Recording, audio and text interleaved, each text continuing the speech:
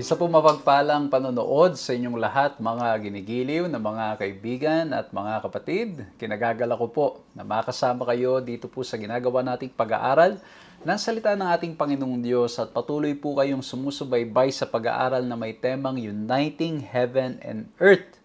At pinag-uusapan natin, pinag-aaralan natin ang aklat ng Philippians at saka ng Colossians. I hope and pray na kayo po ay nakikinabang, nabibless, napupulot po natin ang mga magagandang leksyon na gustong iparating sa atin ng mga pag-aaral na ito dahil tunay na napakaganda na tuwing binabalikan natin itong mga sulat ni Pablo, ito ay nagdudulot din sa atin na magkaroon ng pag-asa na anuman ang ating hinaharap, meron tayong mapanghahawakan, meron tayong maaasahan na laging tutulong at gagabay sa bawat isa sa atin. Amen?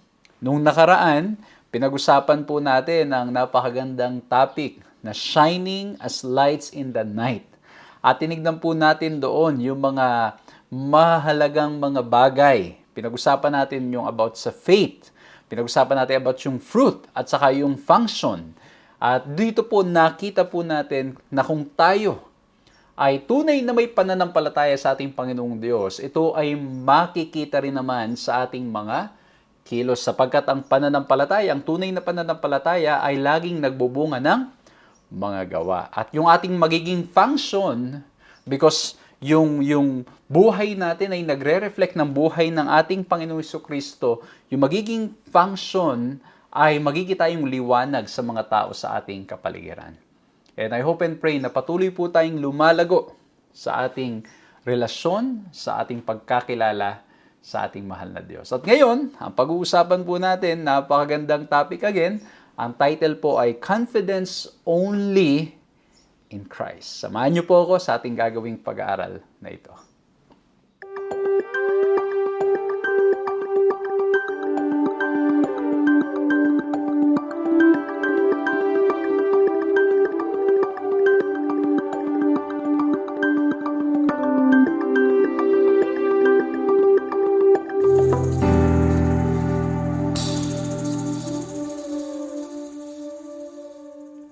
Ako po si Pastor John Alexis Mercado at patuloy po kayong sumusubaybay sa paglilingkod na ipinagkakaloob po sa inyo ng 3 Points Ministries na napapanood din naman sa Hope Channel.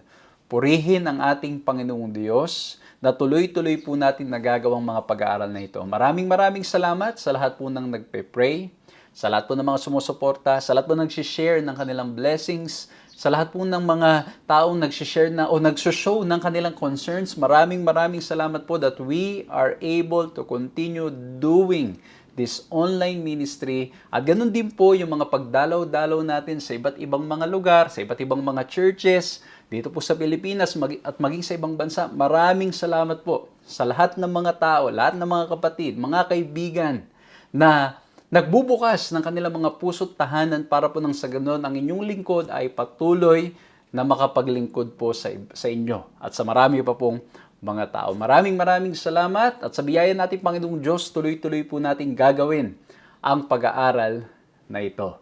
At kung kayo po ay nakakasama namin lagi o kahit first time, we invite you to share the program para po nang sa ganon mas maraming makinabang at mas maraming mabless. And I hope na ito pong simpleng paraan na pagre-recall, pagre-review ng ating lesson ay nakakatulong po sa inyo para mas lalong maging practical at makita natin itong pinag-aaralan natin is really applicable sa ating mga buhay. At nawa, matagpuan natin ang pag-asa sa ating Panginoong Diyos.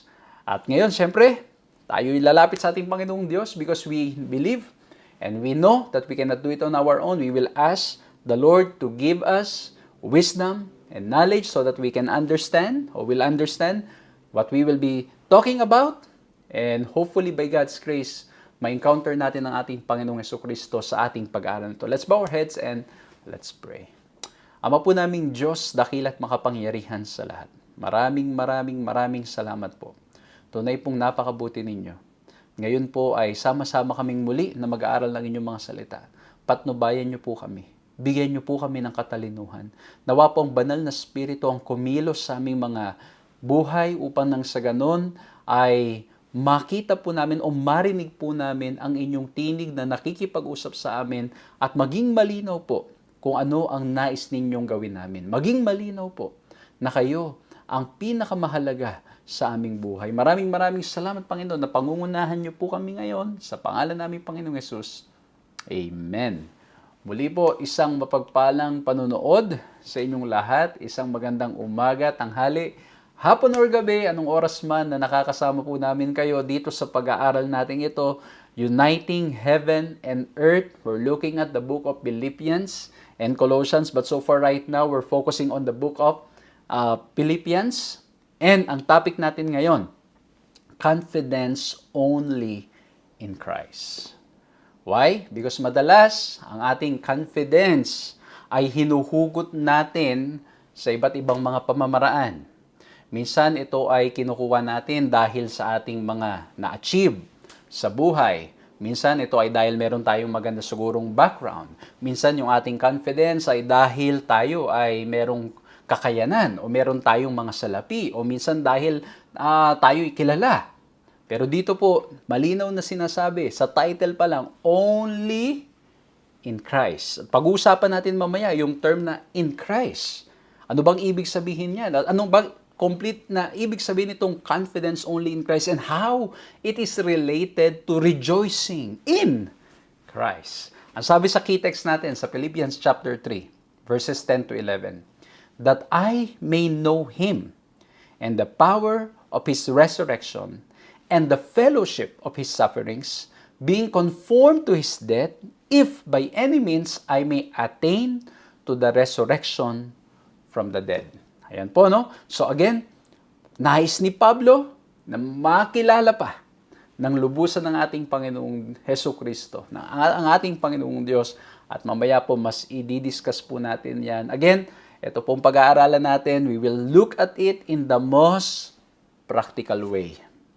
In the most easiest way na hopefully maging relevant sa ating mga buhay, makatulong upang mas lalo po tayong mapalapit sa ating Panginoong Diyos. Ang sabi pa nga sa verse 1, sa chapter 3, verse 1, ay ganito, finally, my brethren, rejoice in the Lord. For me to write the same thing to you is not tedious, but for you it is safe. Okay? Ang sabi ni Pablo, tayo yung magsaya. Let's rejoice in the Lord. And this is very much connected to having confidence in Christ. Because when you're confident in Christ, you rejoice in Christ. Yung kasiyahan mo, hindi nakabase sa mga bagay ng sanlibutan, hindi nakabase sa mga bagay na meron tayo, hindi nakabase kung ano yung mga narating natin, kundi nakabase dahil lamang sa ating Panginoong Diyos. And that is why we have confidence. Tapos, yung sabi nyo, itong pagsusulat ko sa inyo, ay hindi ito nakakapagod. Ay hindi ito para pahirapan kayo. Itong sinasabi ko sa inyo, kahit ulit-ulit ko nang sabihin, ito'y para sa ikabubuti ninyo. It is safe para sa inyo. Di ba madalas mga kapatid, mga kaibigan, when we are being reminded, o sometimes siguro, hindi ko alam kung anong nararamdaman nyo, when you're always being reminded by your parents, by your loved ones, by your wife, by your husband. Di ba sometimes tayong mga tao, ang normal reaction natin is sometimes naiinis tayo. Naiinis tayo kasi bakit? Feeling natin, alam naman na natin eh. Bakit kailangan pa akong paalalahanan? Bakit kailangan pang sabihin ulit-ulit? Alam ko naman na yan. At minsan because of our pride, ang sasabihin natin, alam ko na yan. You don't need to tell me. Di ba po? Pero si Pablo, ang sabi niya, hindi ako napapagod na paalalahanan kayo at sabihin ulit-ulit sa inyo. Kasi bakit? In the heart of Paul, there's love. Tandaan ninyo, pagbabalikan ninyo, balikan ninyo, mas maganda. Yung mula sa umpisa ng pag-aaral natin sa Aklat ng Pilipos, yung pag-ibig ni Pablo para sa mga kanyang napaglikuran at maging doon sa mga tumanggap sa ating Panginoong Jesucristo na tulad sa Colossian na sila ay nanampalataya sa ating Panginoong Jesucristo at sumulat si Pablo, gusto niyang dalawin sila but is not able to do it, and so yung kanyang pagmamahal ay pinapakita niya sa pamamagitan ng pagsulat nitong mga binabasa po natin ng mga epistles ni Pablo para sa kanila. And so he's saying the same things to them, reminding them again and again and again because Paul wants them to be safe. Kaya po, dito sa pag-aaralan natin ngayon, para nang sa ganon, tayo ay magkaroon ng confidence only in Christ. I want to share with you 3 points. Nawa po maging madaling paraan ito para maalala ninyo itong pag-aaralan natin. Maging madaling paraan para pag pinuntahan nyo itong text na ito, madali nyong mahihimay yung mga talata at maaalala po ninyo yung mga practical na lesson mula po dito at nawarin po maging madaling paraan para nang sa ganon may bahagi natin sa mga kaibigan natin at sa mga mahal natin sa buhay. At kung meron po kayong mapupulot na ibang leksyon na hindi ko po matatouch dito po sa ating pag-aaralan ngayon, that's well and good kasi bakit po? By God's grace, you're reading the lesson, you're reading the Bible, and pwede nyong i-share yan. isulat ninyo. Sa mga nanonood sa social media, isulat nyo sa comment box, i-type ninyo, i-share ninyo o i-comment ninyo para nang sa ganun mabasa ng iba. At sa mga nasa radyo, nasa television, isulat ninyo para pagdating sa pag-aaral, sa sharing na time, ay pwede nyo pong ma-share at hindi nyo malimutan itong pag-uusapan natin ngayon. So again, let me begin with my first point. At ang linagay ko po dito, in order for us to have confidence only in Christ, we need to look at the threat. Okay? Merong mga threat kung paanong tayo ay posibleng mawala o hindi natin tuluyang maibigay o ating yung confidence natin ay hindi completely sa ating Panginoong Diyos. May mga threat, may mga bagay sa paligid natin na posibleng alisin ito na yung confidence sa halip na sa ating Panginoong Diyos ay mapunta sa iba. At ito yung sinabi ni Pablo. Kaya sabi niya, sasabihin ko sa inyo ulit-ulit ito kasi mabuti ito para sa inyo. At ito ang sabi niya sa chapter 3 verse 2. Beware of dogs. Beware of evil workers. Beware of mutilation. Verse 3, for we are the circumcision who worship God in the Spirit, rejoice in Christ Jesus, and have no confidence in the flesh. Ayan ha. Ayan, nabasa nyo. Dinidiinan ko ng konti yung ilang mga words. Ano? Na ang sabi doon ay in Christ. Rejoice in Christ. And then opposite or contrast, ang sabi niya, rejoice in Christ and then have no confidence in the flesh. Or pwede natin sabihin, confidence in Christ Jesus alone and do not rejoice or have confidence in the flesh. Huwag kang magtiwala sa iyong sariling kakayanan. At ang tanong ngayon, bakit meron ditong ulit-ulit na sinabi ni Pablo na word, yung beware, or sa ibang mga translation ay look out, watch out, be careful, beware. 3 times in one verse minention, and that means it's very important. It's a strong warning. It's a strong reminders. Kasi bakit?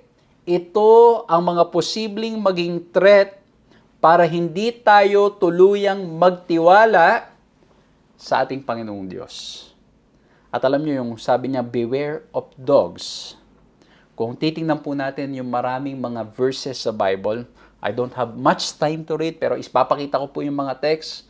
Pwede nyo pong pag-aralan at basahin. Yan ang assignment ninyo. But yung dogs could be referring to wicked or irreligious people in Israel because they were sometimes referred to as dogs. Mababasa nyo yan sa Philippians. Ito yung binasa natin, 3 verse 2. And comparing it to Psalms 22:16, Isaiah 56:10, Matthew 7:6, 2 Peter 2:21 to 22. So sino po yung beware of dogs? Wicked or irreligious people in Israel. Mag-ingat daw po. At marami sa mga sulat ni Pablo, mababasa natin na tayo'y pinag-iingat. At maging sa aklat ng Old Testament, o sa mga aklat ng Old Testament, tayo'y pinag-iingat. Kaya nga po, pag binasa nyo yung chapter 1 ng aklat ng Psalms, ano sabi doon? Blessed is he who walks not, who stands not, who sits not. Ibig sabihin, maging maingat tayo kasi bakit po? Again, yes, we are to mingle with everybody. We are to reach out, love people, but at the same time, kailangan nating maging maingat kasi baka hindi natin napapansin sa halip na sila ang mailapit natin tulad ng pinag-aralan natin last week, sa halip na tayong nagliliwanag sa kanila para makakilala sila sa ating Panginoong Diyos, baka ang mahirap ay baka tayo ang naiimpluwensyahan. Baka tayo ang nadadala. Baka tayo ang sa halip na nagliliwanag ay anong nangyari? Dumidilim ang ating pagliliwanag. Kaya nga po yung mga last na pinag-usapan natin, sometimes anong nangyayari? Yung first love, yung sa Ephesians, pag pinag-aralan nyo yung Book of Revelation, anong nangyari doon? It could mean that yung losing His first love, of course, the first love, yung sa ating Panginoon Kristo, but at the same time, the zeal and passion to share Jesus, nawawala kasi bakit? Because we have focus, or we have group ourselves so much with these people na hindi nakakatulong sa atin para lumago sa ating relasyon sa ating Panginoong Diyos. Kaya po napakahalaga na meron kang accountability.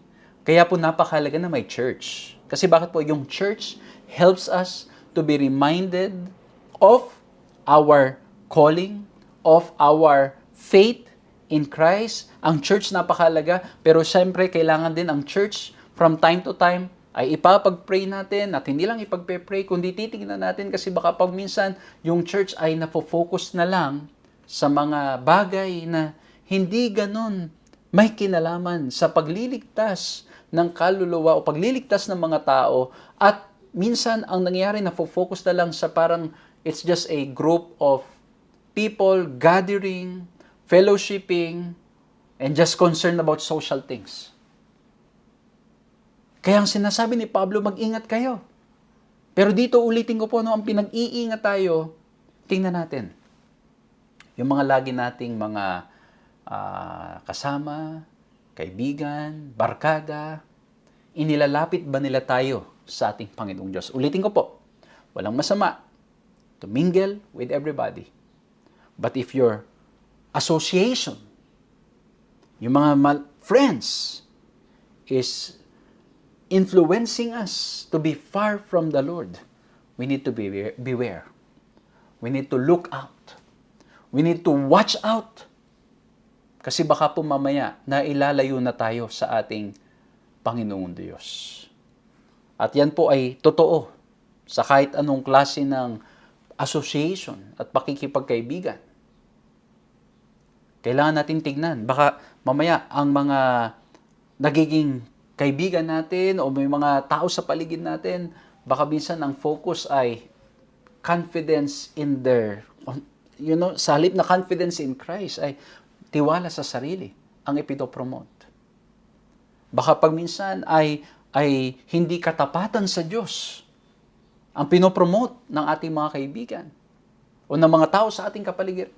Baka pag minsan ang pinopromote ng mga tao sa ating kapaligiran o yung mga malapit sa atin ay hindi yung katapatan sa sinasabi ng salita ng Diyos. Hindi sa pagiging totoo. Hindi sa pagiging faithful sa ating Panginoong Diyos. And that's why we need to look out. We need to beware. We need to watch out. So ito po yung sinasabi, beware of those. At ito yung, again, wicked or irreligious people. Baka mamaya tayo ay nadadala. Tayo ang naiimpluwensyahan. Tayo ang nailalayo sa ating Panginoong Diyos at hindi na natin nagagawang magtiwala sa Diyos dahil tayo na po ang nahatak, hindi tayo ang nakahatak. And again, mga kapatid, that's why we need, for me, I cannot I emphasize so much. Again and again, I hope, tulad po na sinabi ni Pablo, ay hindi tayo mapagod into listening to this. We need to have people around us who will really help us to grow in Christ. Ako po mga kapatid, mga kaibigan, by God's grace, I'm so blessed that the Lord bless me with friends. May mga talagang ilang kaibigan na talagang itong mga ito, pag aking nilapitan, ang lagi nilang lagi nila akong tinutulungan para maging mapalapit sa ating Panginoong Diyos. Ito yung mga kaibigan na talagang sasabihin nila sa iyo. Sabihin nila sa iyo, mali yan, Lex. Ito yung mga kaibigan na magsasabi talaga, mas piliin mo maging tapat sa Diyos kahit sino pa man. Yung mga makaharap mo o ano pa man ang makaharap mo. Ito yung mga kaibigan na laging papaalalahanan na ang pinakamahalaga ay katapatan sa ating Panginoong Diyos. Kaya mahalaga na meron tayong ganong klase ng kaibigan. Okay? So beware of dogs. Ano pa? Sabi doon, beware or look out for evil workers. Ngayon, yung evil workers could be referring to false teachers. Okay? Could be referring to false teachers. Kasi bakit po? Marami ring mga maling mga nagtuturo. Tandaan nyo, sa Philippians chapter 1 pa lang, nagsabi na si Pablo, may mga ilan na nagtuturo, hindi para mapabuti o maitaas ang ating Panginoon Kristo, kundi para maidiin si Pablo sa kanyang pagkakakulong. So sabi ni Pablo, beware of false teachers. And ngayon mga kapatid ko, mga kaibigan ko, by God's grace, sa ating pong paglilingkod, pinagkalooban tayo natin Panginoong Diyos maglingkod online. For how many years we've been doing this online ministry, and God is so good. Tinawagan po tayo sa Adventist World Radio to do the same thing about digital evangelism. And the more I study about it, the more I look, nakikita ko po, marami talaga mga false teachers. We need to beware. Baka minsan yung sinishare natin, hindi na yun ang totoong sinasabi ng Biblia. Baka minsan, ang nangyari po, eto po ha, mga kapatid ko, mga kaibigan, baka pag minsan may sinishare kayo sa social media ninyo dahil maganda lang yung graphics, hindi nyo nabasa ng mabuti yung kinasabi. Baka sinishare ninyo, hindi nyo napapansin na ito yung mga fake, ito yung mga false teachings sa Bible. That's why you need to go back to the Word of God. Bago kayo mag-share sa social media, basahin nyo muna yung sinishare ninyo. Minsan, ang dami ko nakikita na mga public posts. Minsan mga kaibigan, minsan mga hindi, kung sino-sino lang lumalabas sa aking feed. Minsan ang nangyari, sinishare na namatay si ganito, may nangyaring ganito. Minsan naman may mga prayers na sasabihin, ipag-pray tong bansang ito kasi ganito yung nangyari, meron daw nangyaring sitwasyon na ganito. Pag kinonfirm naman namin doon sa lugar, sasabihin sa amin, Pastor, walang nangyaring ganyan. Yang news na yan ay 10 years ago pa at hindi pa yan yung tamang story. That's why we need to beware. We need to watch out. Kasi bakit po? Maging sa warning ng ating Panginoong Hesukristo, there will be false teachers in the last days. Magkakaroon ng mga false teachers. Hindi lang magkakaroon. Talagang mayroon ng mga false teachers. So, again, Paul is telling them, beware. Look out. Watch out for this. Ano pa? Ito. Yung sabi dito, beware of mutilation. Pastor, ano yan? Ano ibig sabihin yan? Ito po. Those who were seeking to impose circumcision on Gentile believers contrary to the ruling of the Apostolic Council.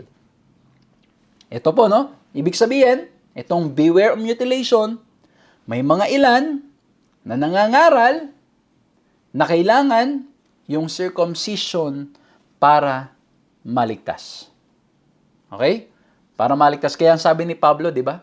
Sa verse 3, for we are the circumcision who worship God in spirit, rejoice in Christ Jesus, and have no confidence in the flesh. Kasi bakit po? May mga ilang pananaw sa panahon ni Pablo, sa panahon ng mga taga-Pilipay, naniniwala sila'y ligtas dahil sila ay circumcised, tuli. Alam mo yung outward. Yung iba, dahil meron silang hawak na Bible. Dahil sila ay, kumbaga, again mga kapatid, syempre yung Bible mahalaga yan. Pero hindi ibig sabihin na may hawak kang Bible, ay ibig sabihin meron ka ng relasyon sa ating Panginoong Diyos. So sinasabi ni Pablo, huwag kang magkaroon ng confidence sa iyong sarili. Kasi yung nangyari po dito, they were so confident that because of their circumcision, because of what they are able to do, because of what they are able to contribute, because of their achievements, because of what they have done, because of the ministry that they are doing, then, because of that, they are safe. Doon ang kaligtasan. Kaya sabi ni Pablo, huwag kang magkaroon ng confidence sa iyong flesh, sa iyong sarili. So sabi ni Pablo sa kanila, maging maingat kayo. We are not saved by works. Hindi tayo naliligtas dahil sa ating mga sariling gawa. Pinaliwanag ko po yan last time. Hindi tayo naliligtas sa ating mga gawa, pero ang may tunay na pananampalataya, lalabas at makikita pa rin sa ating mga kilos, sa ating mga gawa. Pero hindi porket gumagawa, ay automatic, ay ito'y dahil sa pananampalataya. Kasi nakita natin yan dito, mga kapatid ko. Tingnan ninyo. In their outward appearance, it seems na sila'y may pananampalataya. It seems na sila ay merong relasyon sa ating Panginoong Diyos. But in reality, wala. So, Paul is saying, have no confidence in the flesh, but have confidence only in Christ. Kung anong ginawa ng ating Panginoong Jesucristo, naroon. Naroon ang sagot, ang pag-asa. Kaya kung babasahin natin ang verse 4 to verse 6, ang sabi ni Pablo, though I also might have confidence in the flesh.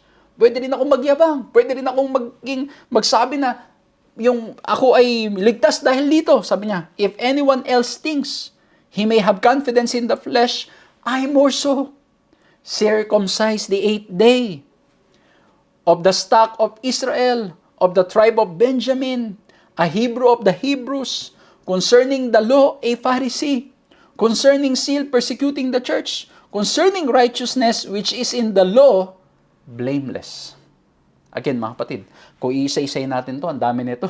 Kumbaga, ang point niya, kung pinagyayabang nyo yung pagiging circumcised nyo, dahil dyan ligtas kayo, kung yan ang magiging basihan, mas may pagyayabang ako, sabi ni Pablo. Ikawalong araw, tuloy na ako . Tapos hindi lang yun, tribe of Benjamin pa ako. Hebrew of Hebrews.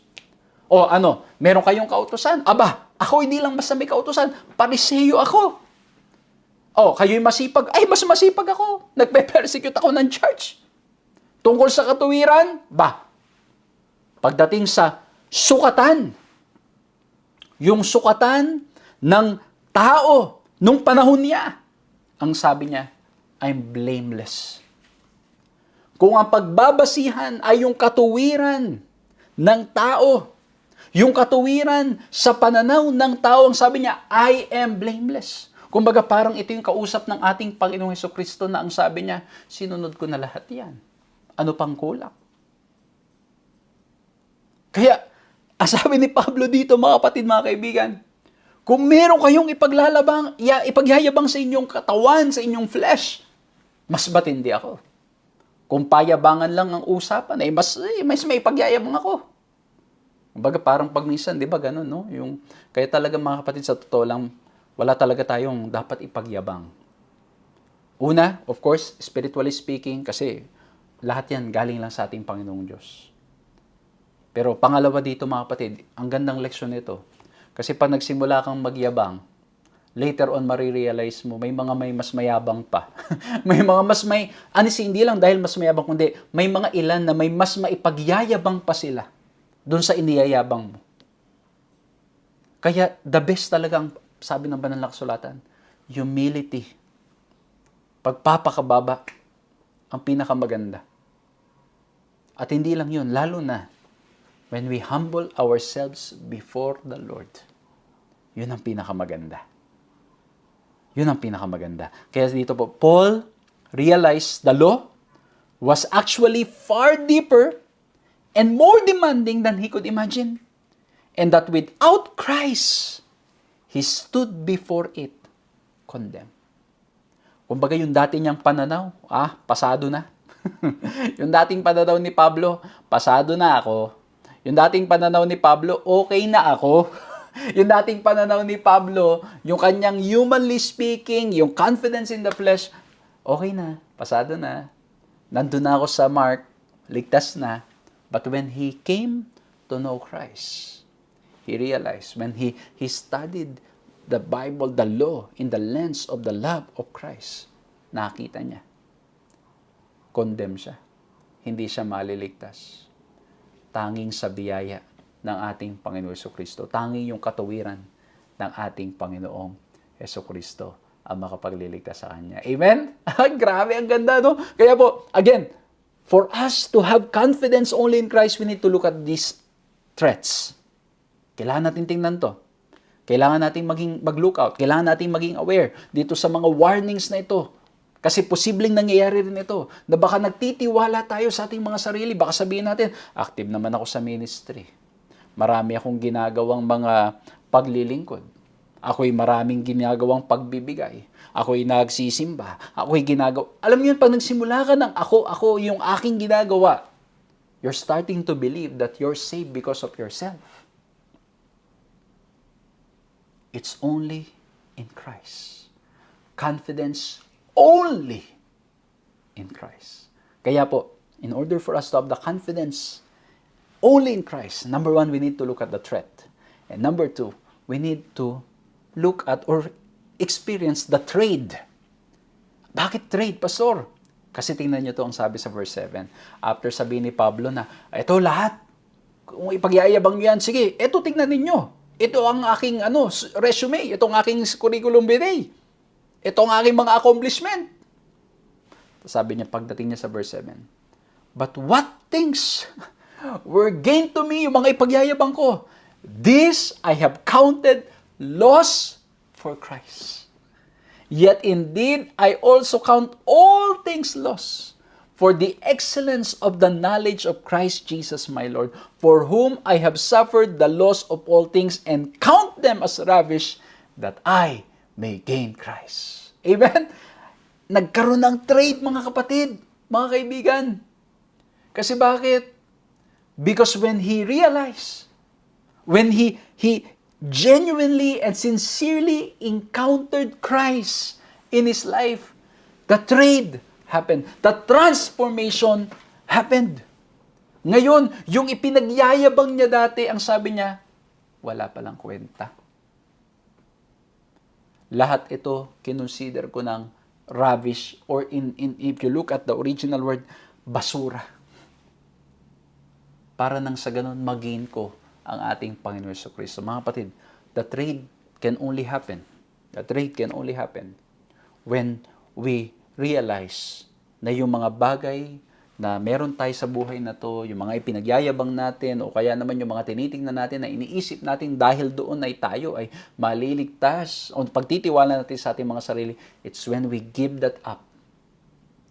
Yung trade, mga kapatid, mangyayari, yung transformation, when we realize that in reality, we are nothing, and that's the time we gain Christ. When we realize that we are sinners, we are unworthy, and whatever we do, mga kapatid, wala tayong magagawa na sapat para makadagdag sa kaligtasang ipinagkakaloob sa atin ng ating Panginoon Jesucristo. So when we start to realize that, trade will happen. Kaya sabi po dito, yung after his conversion or trade, transformation or conversion, after his conversion, his spiritual ledger looked very different because its scales of values dramatically changed from the currency of Judaism to the currency of heaven. Nagkaroon ng pagbabago, nagkaroon ng transformation, nagkaroon ng trade, mga kapatid ko, mga kaibigan ko. From the currency of Judaism to the currency of heaven. Why? Because he encountered genuinely ang ating Panginoon Jesucristo. When we encounter Christ sa ating mga buhay, that trade can happen.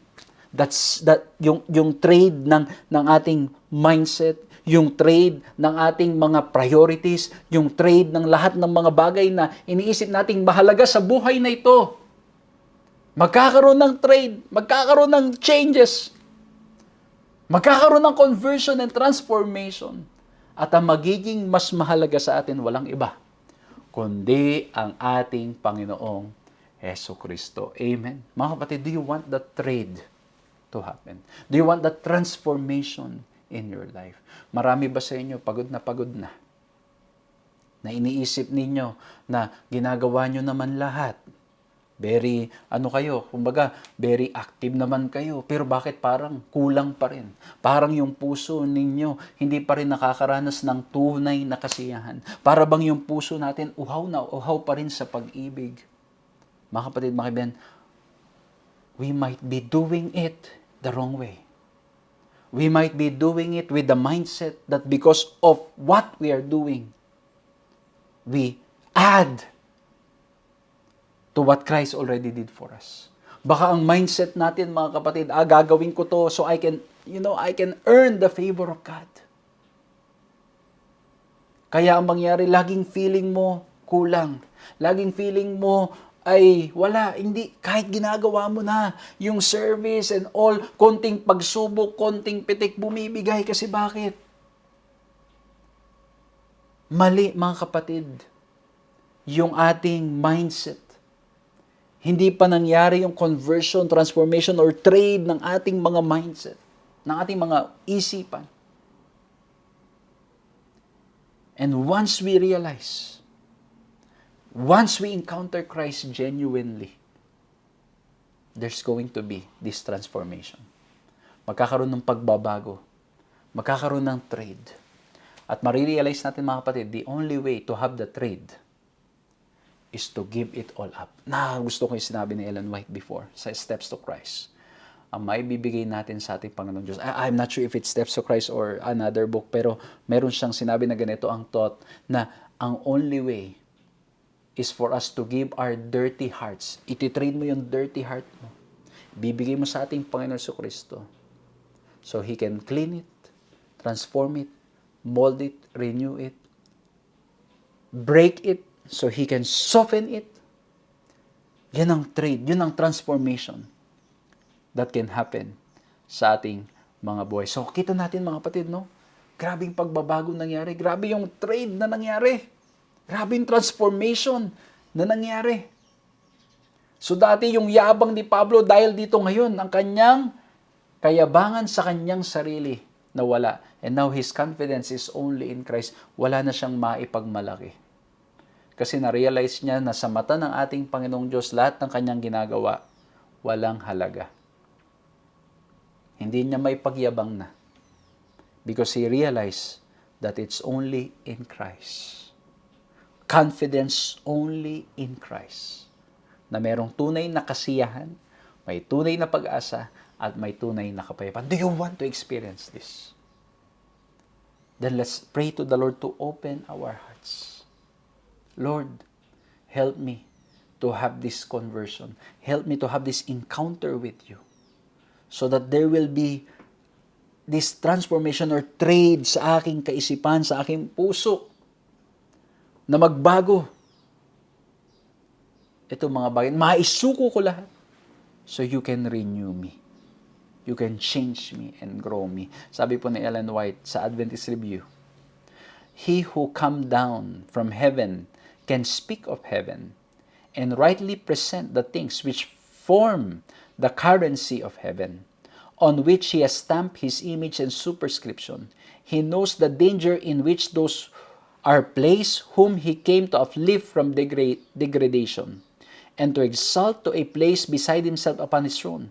He points out their peril in lavishing affection upon useless and dangerous objects.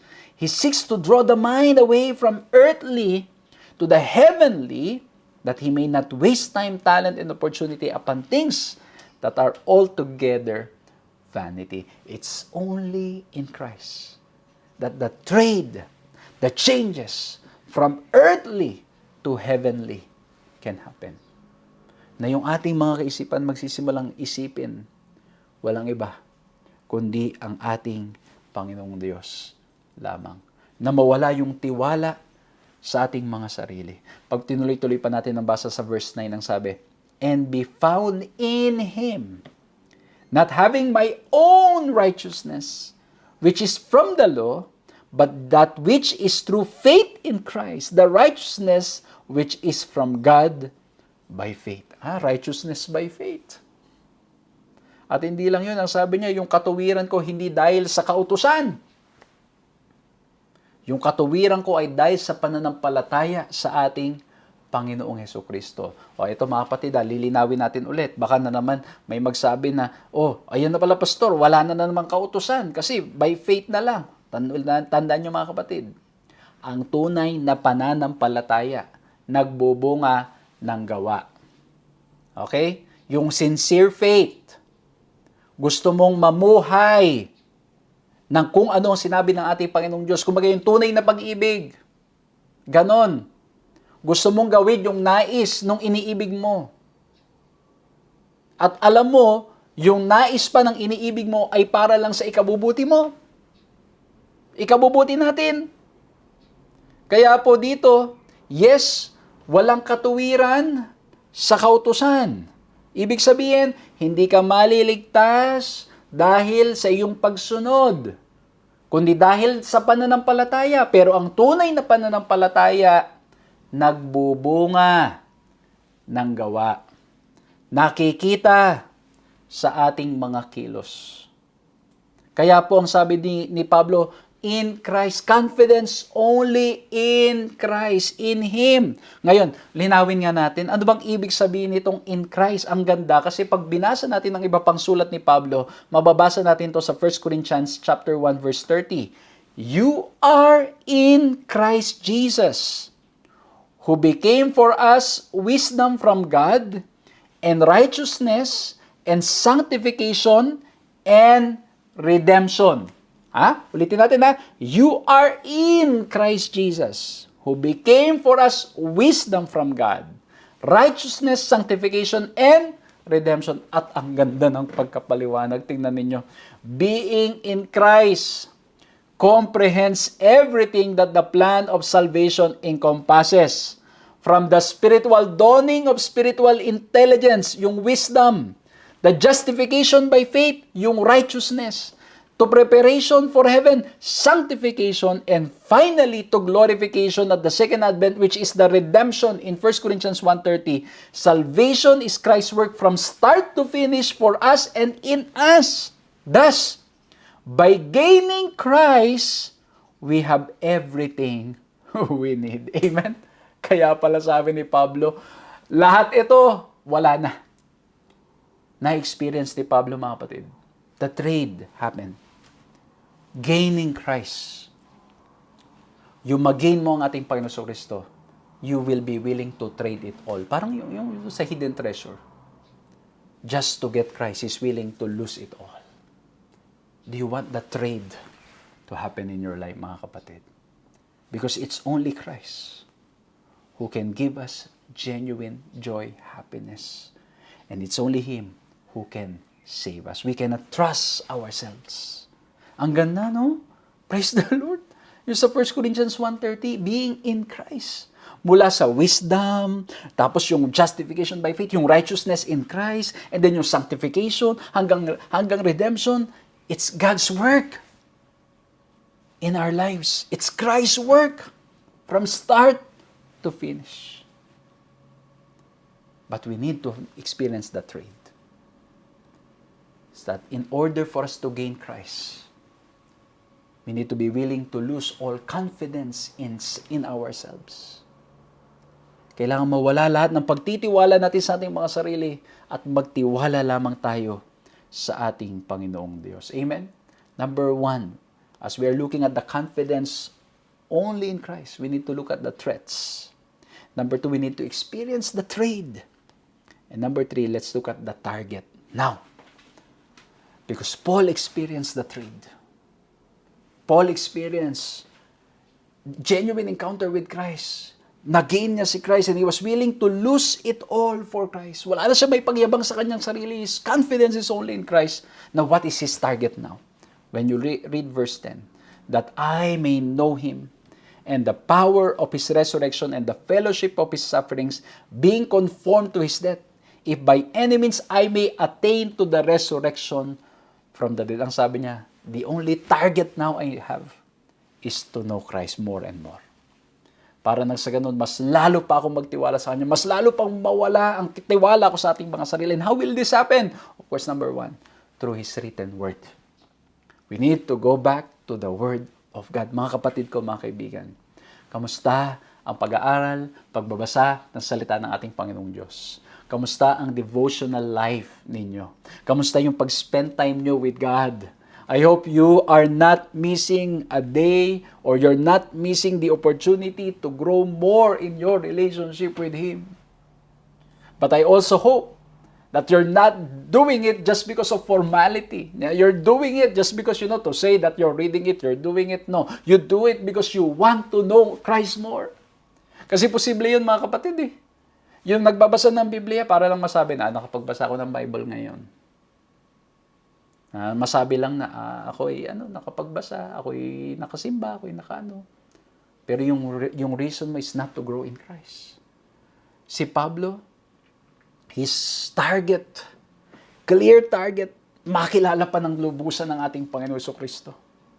Yun ang gusto niya, yun ang iniim niya, makilala pa ng sobra ang ating Panginoong Diyos through His written Word, pinag-aaralan. Kumbaga dati, binabasa niya yung law para nang sa ganun, may pangpokpok siya sa iba Naalala ko, ganyan din ako noon, mga kapatid. And I want to continue growing pa. Yung minsan, nagbabasa ka ng Biblia, para lang, naalala ko nung ako, lalo nung bagong-bago pa nagbabasa ng Biblia, parang may pang-correct sa iba. Para laging na lang, magbukang ikaw yung tama. Pag nagkakaroon na tayo, mga kapatid, ng ganyang espiritu, na ang gusto natin ay tayo lang yung pamumukain nating mali yung iba. Meron ka na-discover na maganda, may bago, yung ibang mga tao hindi pa matanggap yun, ipipilit mo. Mga kapatid, baka nagtitiwala tayo sa ating mga sarili. While we are called to preach, we should not trust ourselves. Kailangan ng pagbabasa ng Biblia para makilala ng lubusan ng ating Panginoong Diyos. Ano pa? Sa pangalawa, sa verse 10, sabi din, through the fellowship of His suffering. Every trial faced, every painful experience borne helps us to know and appreciate more what Jesus went through for us and also to understand Him and His will more clearly. Yung mga nararanasan natin, natutulungan tayo para mas lalo pang mapalapit sa ating Panginoong Diyos. Natutulungan tayo para mas lalo pang magtiwala sa ating Panginoong Diyos. Natutulungan tayo para mas lalo pang makita kung ano ang kalooban ng ating Panginoong Diyos sa ating mga buhay. Kasi because the purpose of God is to bring us back to His original plan, to the image and likeness of God, to transform us and grow us. At pagkatapos yung pangatlo, yung target ni Pablo na makilala pa ang ating Panginoong Diyos through His written word, through the fellowship of His suffering, and by pressing onward toward the goal. The clear target na makilala pa ang ating Panginoong Diyos, ang sabi niya sa verse 12, not that I have already attained or I'm already perfected, but I press on that I may lay hold of that for which Christ Jesus has also laid of me. Brethren, I do not count myself to have apprehended. But one thing I do, my clear target, forgetting those things that which are behind, and reaching forward to those things which are ahead, I press toward the goal for the prize of the upward call of God in Christ Jesus. Kung titignan natin yung context, yung forgetting those things that are behind could be referring to his old life. Yung kanyang confidence sa kanyang sarili na nagtitiwala siya sa kanyang kakayanan, sa kanyang capability, sa kanyang mga na-accomplish. And now, sabi niya, I'm reaching forward to that clear goal. Walang iba kundi ang ating Panginoong Hesukristo. Makilala pa ng lubusan ang ating Panginoong Diyos. The ultimate desire of Paul ay makilala pa ng lubusan ang ating Panginoon Hesukristo. And you see, when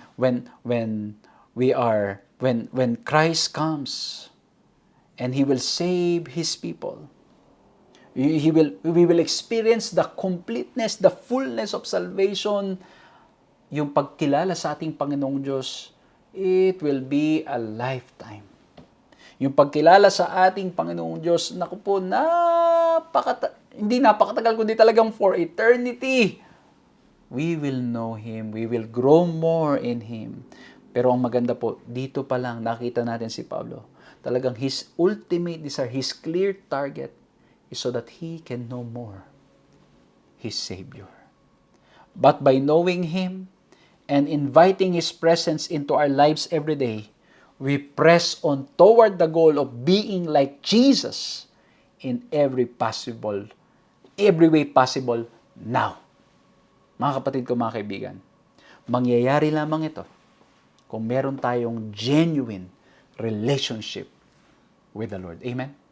Kung tayo ay talagang naranasan natin ng dakilang pag-ibig ng ating Panginoong Diyos. Our ultimate target will be to know Him more and more. And the more we know Him, we are transformed from glory to glory. Ang nangyayari po, mga kapatid ko, we are transformed and we are being like Jesus each day. Mga kapatid, I hope that our ultimate desire is to know Christ more and more. Maging so deep yung ating relationship with Him that we want to know Him more and more. Kaya sabi ni Pablo, confidence only in Christ, not in the flesh. Rejoice in the Lord. And I'd like to end with this. God wants us to be joyful. And His Word is a kind of instruction manual for true happiness and lasting joy. This includes receiving God's mercy, placing our trust in Him, receiving the blessings of salvation, adopting God's law as our way of life, including the Sabbath, believing His Word, and raising godly children. Mga kapatid, when we are confident only in Him, we will rejoice in Him. Matutuwa tayo sa pagbabasa ng Biblia, sa pag-aaral ng salita ng Diyos. Matutuwa tayo sa pangangaral ng Kanyang mga salita. Magiging lifestyle natin ang pagsunod sa ating Panginoong Diyos. Matutuwa tayo na ginagawa ang nais ng ating Panginoong Diyos na nakasulat sa salita niya. Why? Because we have found the pearl of great price, the hidden treasure. And when we are confident in Him, we realize that that's the only way to be truly happy in this life. Muli po, pinag-usapan natin, confidence only in Christ. We look at 3 points. We look at the threat. We look at the trade. And we look at the target. I hope, mga kapatid, let's beware of the threats. Let's experience the trade. Mag-gain natin si Christ. And we'll be willing to lose it all. So we can get the treasure, the hidden treasure. We're willing to sold it all. To give it all. Especially yung ating pagtitiwala sa ating mga sarili. And maging target nawa natin na makilala pa ang Diyos. Nang lalo pa, more and more each day. Na mga pinabless kayo, let's bow our heads and let's pray. Maraming salamat, mahal na Diyos. Napakagandang leksyon. Napakagandang paalala sa bawat isa sa amin. Humihingi kami, Panginoon, ng kapatawaran sa mga pagkakasala at pagkakamali namin. Tulungan niyo po kami, Panginoon. Tulad ni Pablo, maranasan po namin kayo ng lalo pa. Mas lalo kaming magtiwala sa inyo at hindi sa aming sariling kakayanan. Sa mga panahon ng pagsubok at problema, tulungan kaming lalo pang tumingin sa inyo. At hindi namin isipin na sa aming mga sarili ay kaya po namin. Lord, salamat po sa mga paalalang ito. Salamat po na nababasa po namin ang inyong mga salita na nagbibigay ng direksyon sa aming mga buhay ngayon. Tulungan niyo po kami na makilala pa kayo more and more each day. Patawarin kami sa aming mga kasalanan sa pangalan ni Jesus. Amen.